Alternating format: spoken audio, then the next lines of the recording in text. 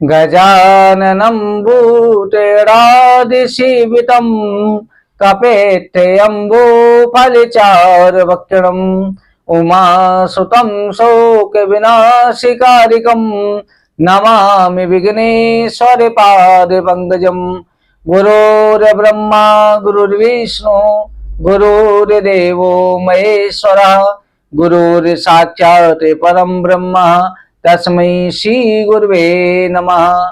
नारायणं नमस्कृत्यं नरं चैव नरोत्तमं देवीं सरस्वतीं व्यासं ततो जयमुदीरयेत्।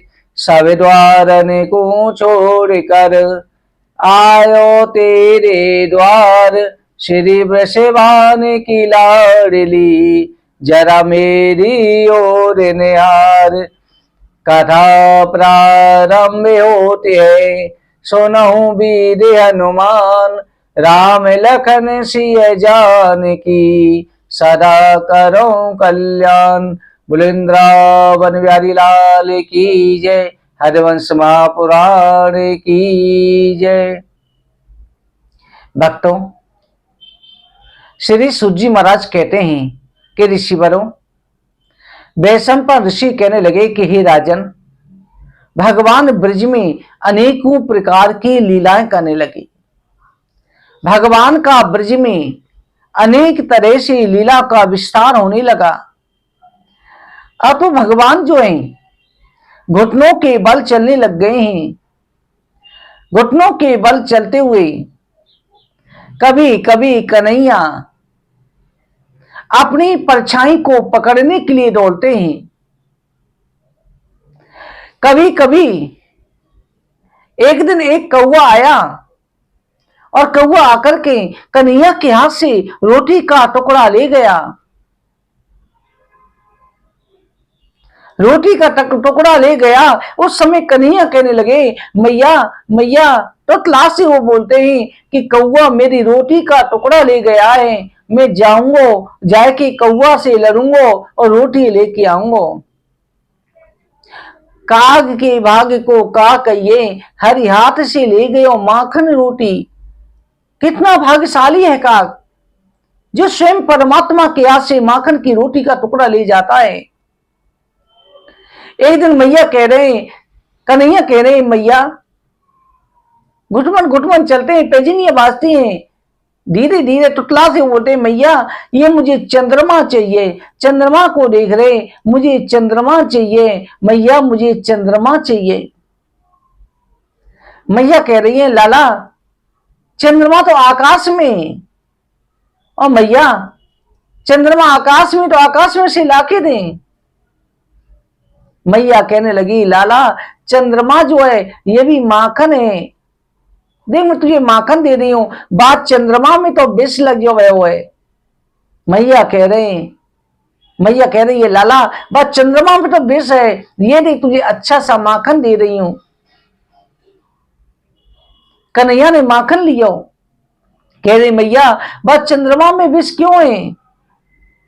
अब मैया जो है समुद्र मंथन की कथा सुना रही हैं कि समुद्र मंथन से चंद्रमा उत्पन्न भयो, और एक दिन जो देवराज इंद्र ने अहिल्या के साथ छल करो, चंद्रमा दरवाजे पर खड़े होएगो। उसी समय गौतम ऋषि ने श्राप दियो कि तुम्हें दाग लग जाएगो। कथा सुनाती है मैया।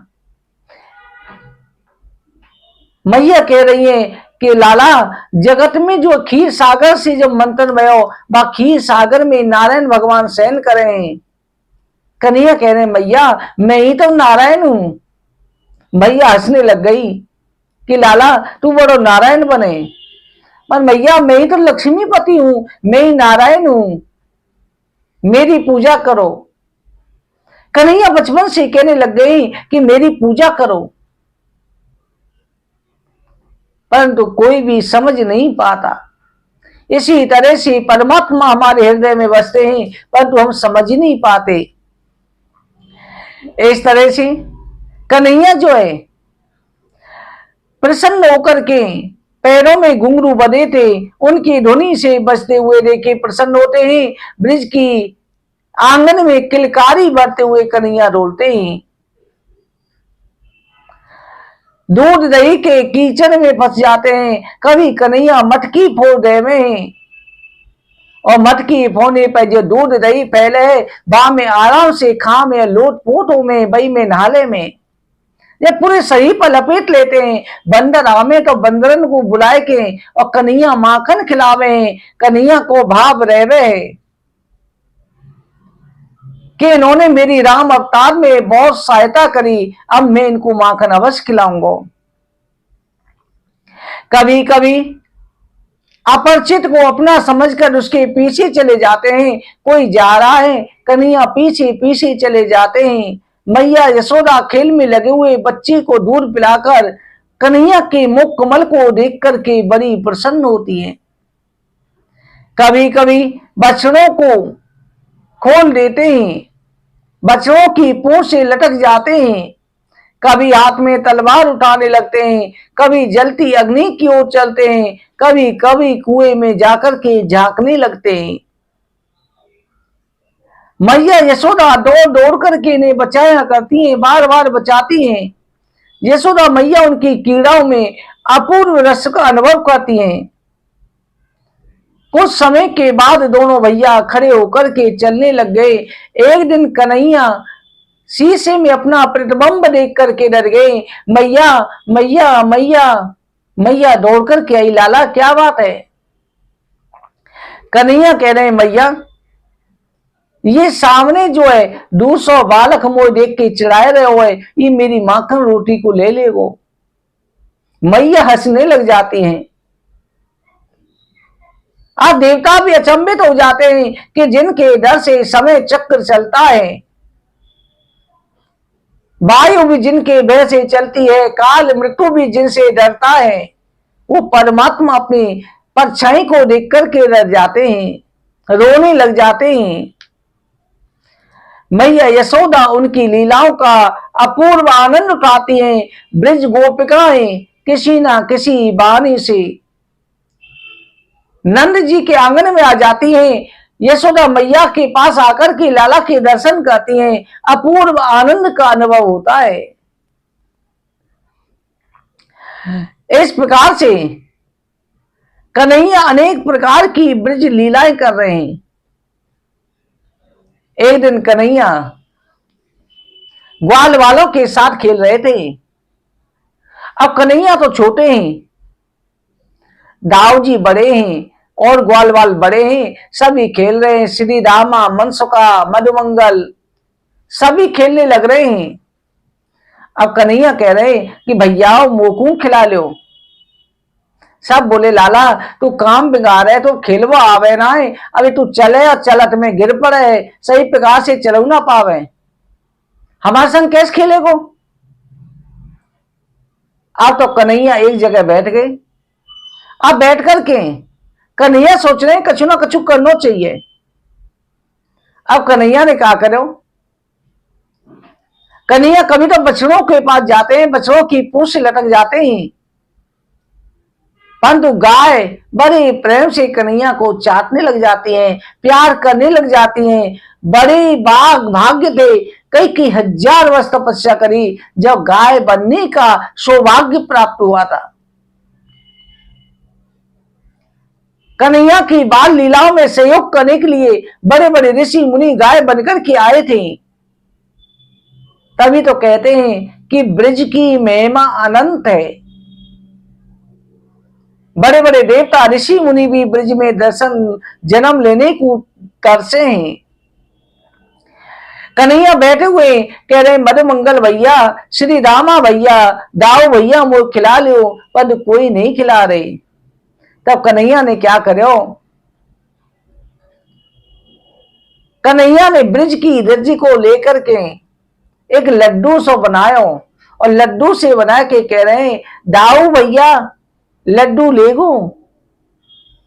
इतना कह के अपने मुख में डाल लियो, खा गए।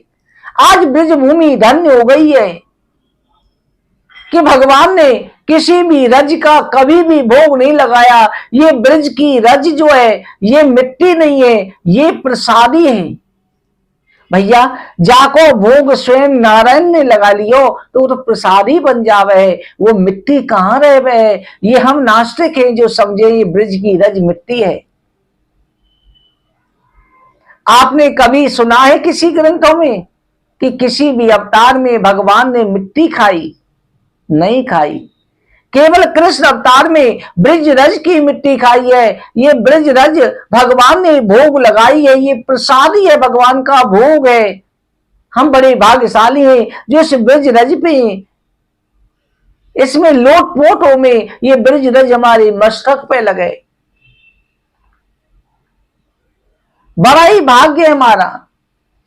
इसलिए कभी भी ब्रज में जाते हैं, ब्रज में कभी भी जाओ तो जाए के सर्वप्रथम आप ब्रज रज में पैर जब रखो, पहले या ब्रज रज को नमस्कार करो, प्रणाम करो कि धन्यम वृंदावनम तेना, हे रज, हे प्रभु की आग्नि शक्ति तुमको नमस्कार है। हमारा बड़ा सौभाग्य है जो ब्रज रज हमको मिलने को मिल रही है। लेकर के कन्हैया ने मुख में डाल ली। इसलिए कहते हैं ब्रज रज में जाओ तो ब्रज में जाके ब्रज की मिट्टी को माथे पर तिलक अवश्य लगाओ, वहां में लोटपोट हो जाओ। कभी ब्रज में जाते मत देखो कि धूल मिट्टी उड़ रही है, हम पे लग रही है। हम बड़े भाग्यशाली हैं जो ब्रज की रज उड़ के हमारे मस्तक पे लगे। तभी तो कहा जाता है ना, वृंदावन की गेल में मुक्ति पड़ी बिलिखाई, मुक्ति कहे गोपाल सो मेरी मुक्ति बताए। तब कन्हैया क्या कहते हैं, ब्रज की रज में मुक्ति। एक दिन कन्हैया से कहती है श्याम सुंदर, सभी भक्त ब्रज में आएंगे, उनको आप मुक्ति प्रदान करेंगे, परंतु सबकी मुक्ति करते करते मेरी मुक्ति कैसे होगी। तब कन्हैया कह रहे हैं, पड़ी रहो या गैल में। गैल कहते हैं जो रास्ता है ब्रज का, ब्रज की गलियों में। पड़ी रहो या गैल में साधु संत चले जाए, ओढ़े ओढ़े रज मस्तक लगे सहज मुक्ति है जाए। हे देवी, इस ब्रज रज में पड़े रहो, यहां पर मेरे ब्रजवासी मेरे प्रेमी भक्तजन जाएंगे, उनके चरणों की रज उड़कर के तुम्हारे मस्तक पर लगेगी तो सहज मुक्ति का साधन है। इसलिए भाइयों, कभी ब्रज में जाओ, ब्रज रज को उठा के अपने मस्तक से लगाओ, ब्रज रज में लोट पोट हो जाओ, जीवन बदल जाएगा, फूटी किस्मत संभल जाएगी, मेरी किशोरी जी की कृपा हो जाएगी। ये ब्रजरज भगवान की प्रसादी है, भगवान ने इसका भोग लगाया है। भगवान कह रहे हैं श्री रामा भैया क्या लड्डू खाएगो, कह के मुख रख रहे, बद मंगल भैया खाएगो, लेके मुख में रख लियो। अब सभी ग्वाल बालन ने देखो, जाकर के पकड़ के ले गए, मैया मैया मैया कन्हैया ने माटी खाई, यशोदा सुन माई तेरे लाला ने माटी खाई। यशोदा मैया कह रही है, लाला तू बहुत मिंगड़ रहे हो, तू माटी खाई। कन्हैया के मुख में तो मिट्टी भरी हुई, मना कर रहे हैं सिर ला करके। मैया कह रही है, लाला तेने माटी खाई, झूठ मत बोल। बलराम जी कह रहे हैं, दाऊ भैया कह रहे हैं, मधुमंगल कह रहे हैं, श्री रामा कह रहे हैं, मैया माटी खाई है लाला ने, देख जाके मुख में, इतनो सो माटी को दे रो, गटक श्याम मुख में गेरो, गटक गटक गटकाई, यशोदा सुन माई तेरे लाला ने माटी खाई। मैया ने कही है तो लाला कह रहे हैं कि मैया मैं नहीं माटी खाई, मैंने माटी नहीं खाई है मैया। मैया कह रही है, लाला अपना मुख तो दिखा, मुख के माई उंगली डेरी, निकल परी माटी की देरी। ये पूरन ब्रह्म कनाई यशोदा सुनवाई। मैया ने मुख के अंदर मिट्टी डालने के लिए, निकालने के लिए उंगलियां डाली कि लाला मुख में दिखा सही। जैसी मुख में से निकाली, माटी की डेली निकली। कन्हैया कह रहे हैं मैया, जो रस नहीं मेवा मिश्री दाखन में, सो रस है ब्रज रज के चाखन में। यानी मुक्ति की मुक्ति कराई मैया, बड़ाई स्वाद आ गया। कन्हैया ने अपना मुख खोला, अनंत ब्रह्मांड मैया को दिखाई दे रहे हैं। मैया ने संपूर्ण ब्रह्मांड को कन्हैया के मुख में देखा। मैया बेहोश हो गई। भगवान ने अपनी माया का प्रभाव हटाया, माया का प्रभाव करके बदल दिया। मैया सब भूल गई। ये लगी लाला ये क्या है, और मैया मैंने माटी नहीं खाई। आज भगवान की आत्मा तृप्त हो गई है कि आज मैंने ब्रज रज का भोग लगाया है। ब्रज रज ब्रज भूमि हाथ जो के प्रणाम कर रही है, धन्य प्रभु मेरा जीवन धन्य हो गया। आज आपने मुझे प्रसादी रूप में ज्ञान कर लियो। बड़े भाग्यशाली होते हैं भक्त जो ब्रज का वास करते हैं, जिनका जन्म ब्रज में होता है, बड़े भाग्यशाली होते हैं। परंतु भक्तों, कभी ब्रज में रहने से कोई ब्रजवासी नहीं होता। ब्रजवासी किसे कहा जाता है? आज के समय पर लोग पैसों के द्वारा बड़ी बड़ी कोठियां बना रहे हैं, हॉस्टल बना रहे हैं, बड़े बड़े होटल बना रखे हैं, रेस्टोरेंट बना लिए हैं। ब्रज में जाके कोठियां बना के प्लॉटिंग हो रही है, जाके रह रहे हैं। ये ब्रजवास नहीं होता। हाँ, उससे पुण्य मिलेगा तुम्हें, तुम्हारे प्राण ब्रज में निकलेंगे तो दोबारा तुम्हें सौभाग्य मिलेगा, प्रभु की कृपा होगी। परंतु ब्रजवास उसे कहा जाता है जिसकी 7 पीढ़ी कम से कम ब्रज में रह रही हो, या जिनकी शुरुआत से रह रहे हो, वो ब्रजवासी है। जिनके पूर्वज ब्रज में ही शुरू से, वो ब्रजवासी हैं। तुरंत बच्चे का जन्म कराने से ब्रज के वासी नहीं हो जाते। ब्रज के कुछ अंश प्राप्त होंगे, परंतु जो पूर्व पार्षद हैं वही पूर्व पार्षद हैं। कहते हैं जो शुरू से ब्रजवासी हैं वो भगवान के पार्षद हैं। कहा जाता है ब्रजवासी जो शुरू से ब्रजवासी है, अगर वो बाहर जाकर के भी प्राण त्याग देता है तो वापस उसे ब्रज में ही जन्म मिलता है। अगर कोई बाहर का आकर के परदेशी आके ब्रज में प्राण त्यागता है तो उसका मतलब ये नहीं कि उसे अतिशीघ्र जन्म मिल जाए। उसे बाहर ही पुण्य होंगे, अच्छे कुल में जन्म लेगा, उसे बाहर जन्म मिलेगा। हाँ, ज्यादा पुण्य होंगे तो निकुंजन में प्रवेश हो जाएगा, तब ब्रज का वासी होने का सौभाग्य मिलेगा। ब्रजवासी अगर गलती अपराध करता है तो उसे जो सजा देनी है, किसी निकृष्ट योनि में जाना है, 84 लाख योनि जो भी जाना है, ब्रज के अंदर ही बनना पड़ेगा। उसी किशोरी जी वहीं पर सजा देंगी, वही अपने चरणों में रखेंगी। और जो ब्रज से बाहर जाकर के रह रहे हैं, ये किशोरी जी सजा देती हैं, कहती हैं कि तुम जाओ मेरे नाम का प्रचार करो। और जो बाहर जाकर के ब्रज से भी किशोरी जी का प्रचार नहीं करते, वो उन्होंने अपने जीवन को बिल्कुल ही निष्कृष्ट कर दिया है।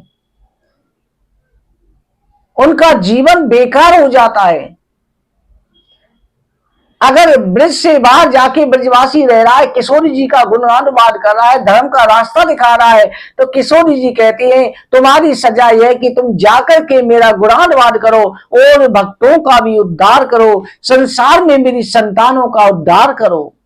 वो आपकी सेवा करें, तुम्हारा दर्शन करें और तुम्हारे माध्यम से हमारा गुणानुवाद सुने तो उनका जीवन धन्य हो जाएगा। जो ब्रजवासी की सेवा करेंगे, कहते हैं अगर किशोरी जी से रिश्ता जोड़ना है, अगर तुम्हें ब्रजवासी बनना है, परमात्मा की कृपा चाहिए, किशोरी जी के निकुंजन में, सेवा में, नित्य विलास में, महारास में प्रवेश करना है तो किसी ब्रजवासी से रिश्ता बना लो। भाई का बना लो, गुरु का बना लो, पुत्र का बना लो, पिता का बना लो, कोई भी रिश्ता ब्रजवासी के साथ स्थापित कर लो, तुम्हें किशोरी जी के निकुंजन में प्रवेश मिल जाएगा। परंतु सच्चे भाव से बनाना, दिखाने के लिए नहीं। मोह कपट छल छिद्र न भावा, परमात्मा के दरबार में छल कपट नहीं चलता है, अंतर्यामी है। कन्हैया किसी प्रकार की बाल लीलाएं सेवन करें, ब्रजवासी बने। और कहा जाता है जो जैसा करता है वैसे फल की प्राप्ति होती है। कर्म प्रधान विश्व रच राका, जस फल बोया तस फल चाका। अगर आप ब्रिज में बात चाहते हैं कि ब्रिज में किशोर जी की कृपा हो, किसी ब्रिजवासी के माध्यम से अपना ब्रिज में नाम अंकित करा दो। जैसे आपकी सामर्थ्य नहीं है कि आप ज्यादा बड़ी जगह लेके ब्रिज में घर बना के रह सकते हैं, तो गुरु के द्वारा जुड़ करके उनको आप एक गज भूमि का ही, ब्रिज भूमि का, कि हम एक गज ब्रिज भूमि का यथाशक्ति भेंट कर रहे हैं, आप हमें भी ब्रिज में सम्मिलित कर दो, हमारा नाम भी उसमें लिख दो। आपका जो यथाशक्ति राशि जो वहां पर सहयोग से निर्माण होगा, सब निर्माण होगा, भक्तों की सेवा होगी, प्रवचन होंगे, किशोर जी का गुणानुवाद होगा, तो आपका जीवन धन्य हो जाएगा। मेरे किशोर जी की अवश्य कृपा होगी। सच्चे भाव से किशोरी जी की कथा अवश्य सुने, आपकी सारी इच्छाएं पूरी हो जाएंगी। भक्तों, आज की कथा का विश्राम करते हैं। कथा सदा होती रहे, सुनहु वीर हनुमान, राम लखन सिय जानकी, सदा करऊं कल्याण। वृंदावन बिहारी लाल की जय, हरवंश महापुराण की जय। जय जय श्री राधे, जय जय श्री राधे, जय जय श्री राधे श्याम।